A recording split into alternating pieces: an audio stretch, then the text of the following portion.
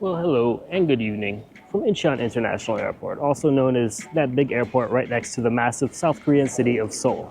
In this video, we'll be reviewing a long-haul flight aboard one of Turkish Airlines 777-300s. I will be taking this flight in economy class and it is a little over 11 hours long, but I did decide to start my travel experience over at the Asiana Lounge today here at Incheon Airport. But I only came to this lounge because I got to the airport quite early and I needed somewhere to sit and do some work. Next door, there's the Singapore Airlines Lounge, and honestly, they do have much better food, so I'll be heading over there in just a second. But the thing is, they only operate from 8:30 p.m. onwards. But oh no, here is the lounge, but the actual time that they open back up is 8:50 p.m. I remembered wrong, but I'll just wait around here for a few minutes and then go into the lounge. And this Singapore lounge may be a little bit smaller than that Asiana lounge, well, a lot smaller, but the food is just miles and miles ahead. If you're interested in seeing what they have to offer for breakfast, check out my review of Asiana Airlines flying in economy class. But for dinner, here's what they've got.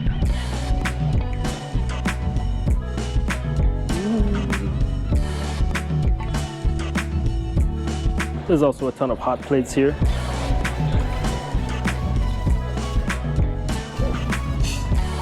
And perhaps one thing, well, that I find a little bit strange is that they kind of have more fresh Korean food than you find in the official Korean airline, not Korean Airlines, but Asiana Airlines, which is the Korean Airlines lounge. So I'll definitely be eating some of that. Fresh kimchi here.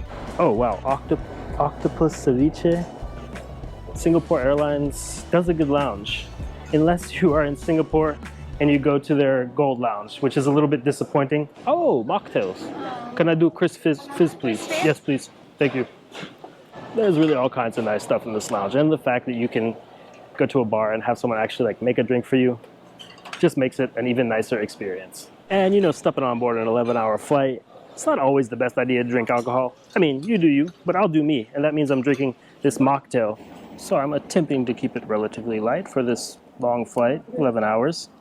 But I did still end up with 2 small plates of food, a little bit of meat, a little bit of fruit, kind of just mixed salads and stuff in there. Not proper at all, but oh well. And I guess it is a little bit of a risk to eat octopus ceviche before a long flight, but I just couldn't help myself.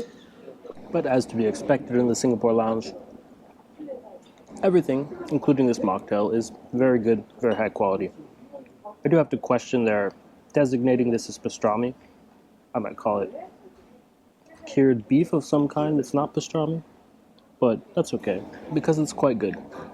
So it might sound a bit crazy, but just the simple fact that Singapore Airlines and Turkish Airlines are in the same alliance and I can access this lounge has already upgraded my travel experience. But as we get closer to my boarding time, just a little bit more about this Turkish Airlines flight I'm about to take. Although I've flown quite a bit on Turkish Airlines recently, and I've also experienced what they have to offer on board other wide-body aircraft, I've never flown one of their 777s. And since I basically always travel with my wife, one thing I'm usually looking out for is an aircraft with 2-3-2 seating, or 2-4-2 seating. Basically, any place in economy class where I can sit just with my wife and nobody else next to us. But generally on board Boeing 777s, they don't really have any 2-3-2 or 2-4-2 seating. But in the back of Turkish Airlines 777-300, they do have 3 rows of 2-3-2 seating. So I was able to secure 2 of those seats in the row with 2 seats. But the catch is that all those seats are towards the very back of the aircraft, and the back row would actually be right next to the bathroom. Luckily, I got the 3rd row from the back, but I think that will make this an extra special flight review just because we'll be able to see what it's like on board a 777 on an 11-hour flight in economy class on Turkish Airlines, but we'll also be able to see if it's really worth selecting a row with just 2 seats if you're traveling as a couple. But I'm now just about 5 minutes short of boarding, and luckily, I've just got about a 5-minute walk over to gate 41. Actually, that was 3 minutes, if even, and here I am at gate 41. Looks like there's a kind of cluster of people, and I arrived literally right at 11:20, but they had actually already started boarding, I guess a few minutes early.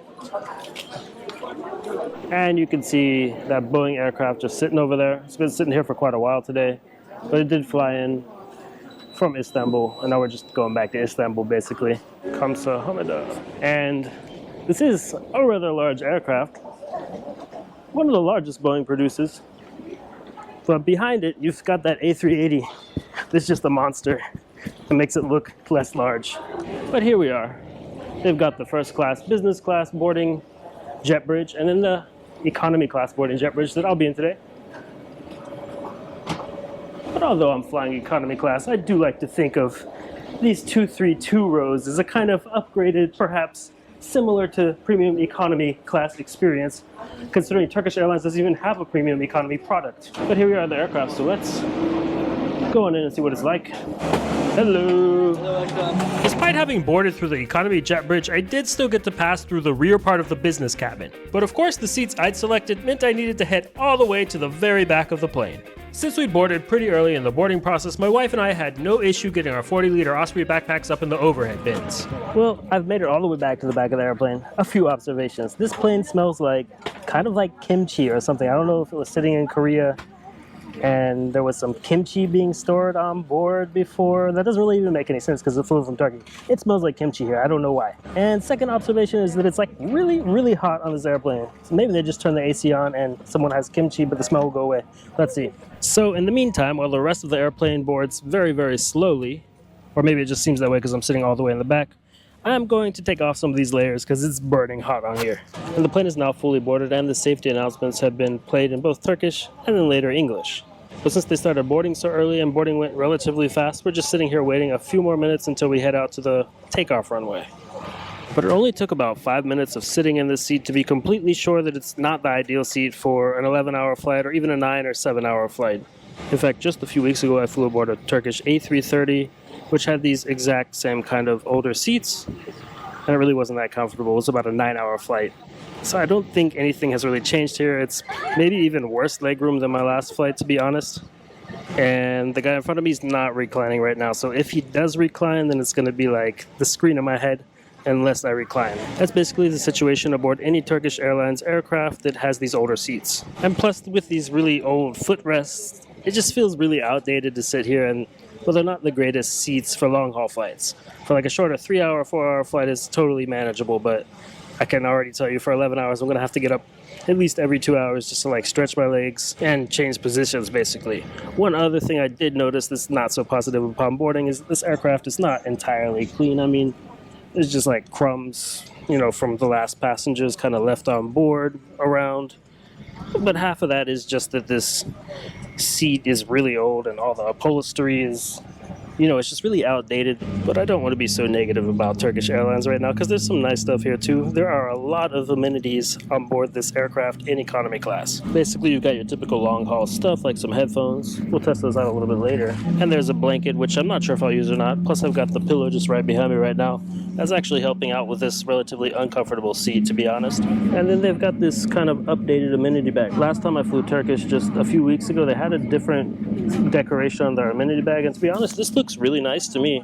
Just my opinion. But just the fact that they're giving out basically a full-size amenity bag in economy class is a really big plus when flying Turkish Airlines for me, even if some of their stuff is quite outdated. And there's all kinds of stuff inside, including slippers, something about the cultural values of Turkey, earplugs, and there is a baby sitting behind me, so these earplugs might actually come into use during this flight. A toothbrush, very, very blue socks. These socks are actually nice. They're usually kind of a single use. You could probably use them a few times, but for a longer flight, it's nice to have a change of socks. And then an eye cover, also very useful. Aha, and there's some vegan lip balm. Not just any lip balm, but vegan lip balm.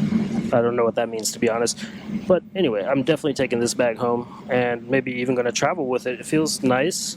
I don't know what kind of material it is. Could be partially cotton at least. This is a nice thing to have in economy class. But we've pushed back a tiny bit, but not that far. It seems like we're still kind of waiting for air traffic control to actually tell us to head out to the runway. So once that happens, we should be in the air, and this entire 11-hour flight will be in the dark because we'll be landing over at Istanbul Airport at 4:50 a.m. So good night. Well, at least for now. We have some more stuff to go over once service starts.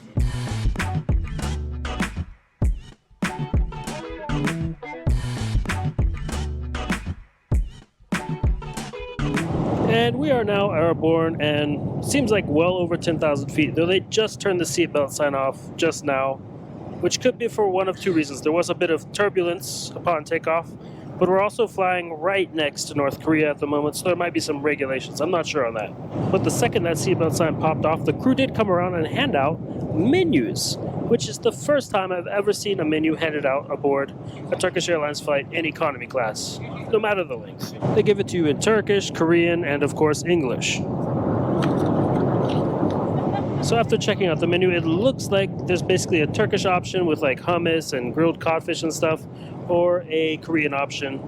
It includes kimchi and bibimbap. To be honest, I'm a little bit sick of Korean food, even though I was only there for a few days. So I think I might go for the Turkish option, but I haven't decided for sure yet. And then I think it's a nice thing that they make it clear that before landing, a second smaller meal will be served.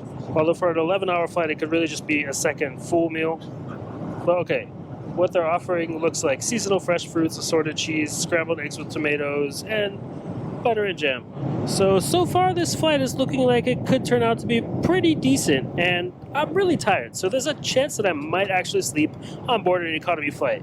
But we'll have to see if that actually works out like I wanted to, because these seats just aren't the greatest. But while I'm waiting for the meal service to start, let's just give these headphones a try and see what the entertainment is like on board.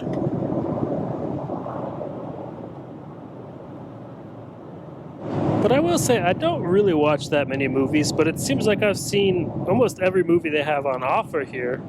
Maybe I'm flying Turkish Airlines too much, but I don't really think that's the case. I think their selection is just not that huge. Not as huge as I had thought it was, actually. In fact, it seems possibly even smaller than when I flew them just a few weeks ago. I don't know what the deal is here. And I guess I'm a huge fan of visiting places that are considered hidden gems, so maybe I'll like a hidden gems movie as well, I don't know. And for airline headphones in economy, these headphones are sounding pretty good, better than the average, I would say. But with the selection a bit lacking, and also the screen just being really old and not reacting well to the touch, I don't think this is really the ideal in-flight entertainment setup for an 11-hour flight. And definitely not for their really, really long flights that they've started doing to Australia, to Sydney and Melbourne. That would be just terrible. But luckily, the longest of long Turkish Airlines flights seem to all be flown on newer aircraft. But anyway, we're just kind of cruising over China, which you probably can't see that well because it's dark.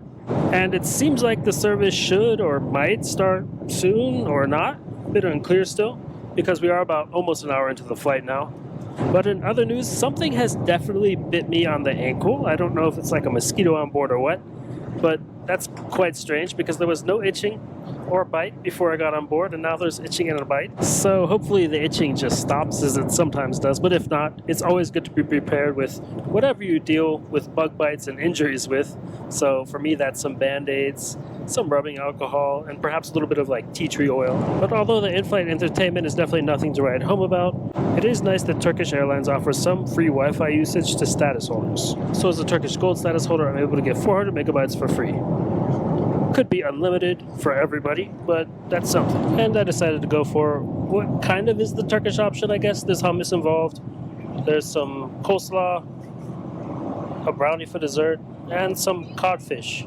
And codfish is a very fitting meal on an airplane because it seems like almost everywhere they actually eat it, it's always been shipped there anyway. And this food actually seems pretty tasty and kind of fresh tasting as well. On past Turkish Airlines long-haul flights, I have had some issues with like the freshness of the food, but they seem to have done a pretty good job preparing everything on this flight. Plus, it's always a nice touch when you can get a nice bottle of mineral water. And the dessert is even quite decent.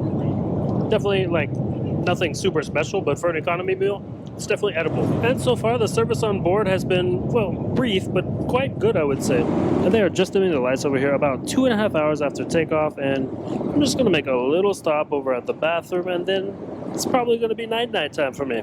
But here we are in a very dimly lit 777 bathroom. It has a used toothbrush left in it, and honestly, this is the worst time to go to the bathroom on the airplane. Not right after meal service, but about 30 minutes after meal service is just not an ideal time. I almost always avoid it, but I did drink a lot of water because, yeah, I just need to stay hydrated, 11-hour flight, so priorities. This is what the bathroom looks like. It's not clean. I didn't see it upon boarding, but it's definitely not clean now. It's not a nice place to go, and honestly, I saw someone open the other bathroom door, and I was waiting in line for that one. That one just had mysterious liquids literally all over the ground, so it was a lot dirtier than this one, so I'm happy with this cleaner but still dirty one.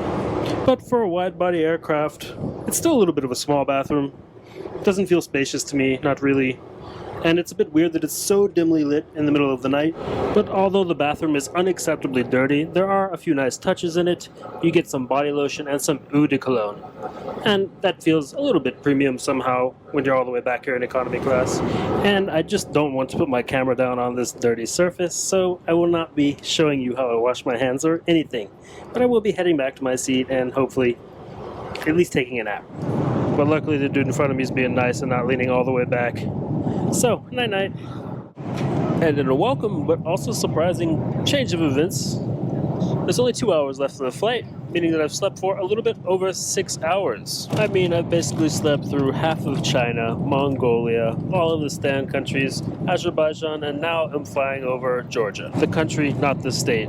But it doesn't really matter because it's just so pitch black outside that there's nothing to show. And I think I'd still be sleeping, except they turn the cabin lights on and then, ask everybody if they want breakfast. So I can't not show you what breakfast looks like. And Turkish Airlines usually does a decent coffee. Broccoli for breakfast? Why not? And the potatoes and the eggs are pretty tasty. And this breakfast is really not bad at all. But, I don't know. Some of the things, I guess they kind of cool them down on Turkish Airlines, sometimes maybe too preemptively or something. On one of my last longer flights with the breakfast, the issue was that there was actually quite a lot of water sitting in the bottom of the salad and stuff like that. But this one just looks like a very minor touch of that.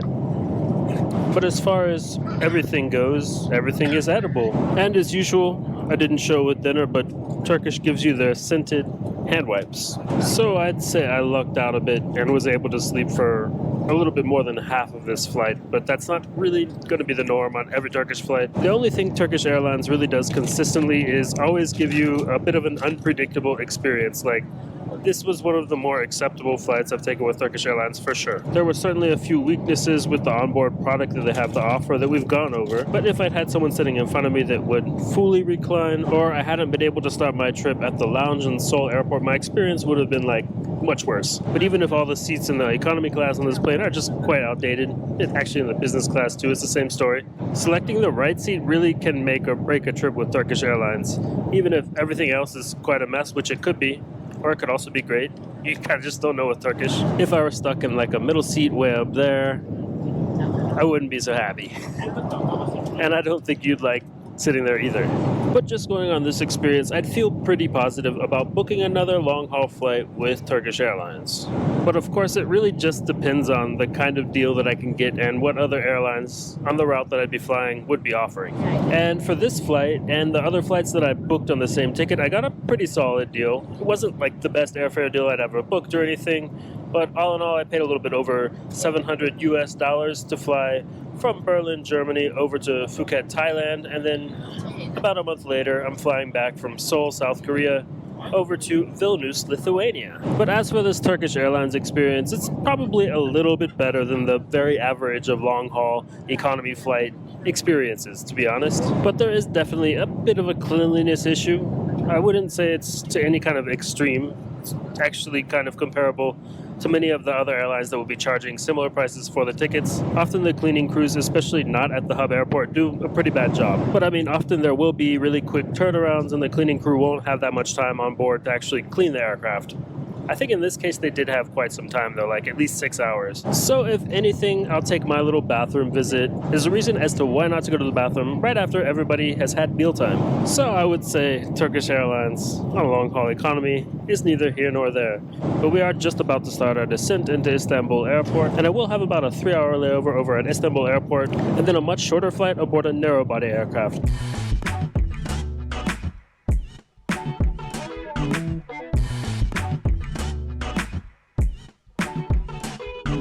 But as far as 51K back here goes, I would probably choose this seat again, although I might avoid the two rows behind me. But it does come with one obvious and sometimes substantial downside. You're going to be one of the last to be able to get off of the airplane. So if you have a short layover time at Istanbul Airport, well, you might just miss your flight, but then they'll put you on the next one. Except the result of Turkish Airlines being the airline that flies to the most countries in the world means that there are a lot of flights that don't happen every day, so you might have to wait around for a long time. But actually, this deplaning has been surprisingly fast. I think there's some Asian influence on this plane because usually with Turkish Airlines, I've sat closer to the front. It's taken much longer.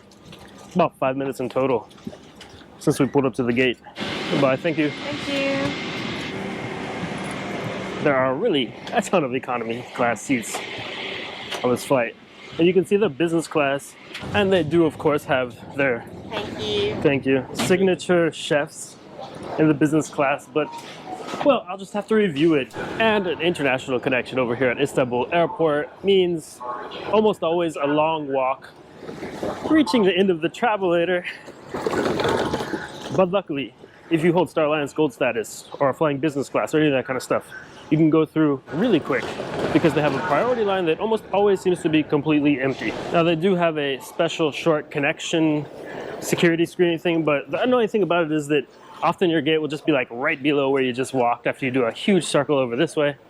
That's just the reality of Istanbul Airport. And the fast track, it's just right over this way. Oops, went the wrong way. It's this way. And if you're wondering why you need fast track, well, normal line, fast track line.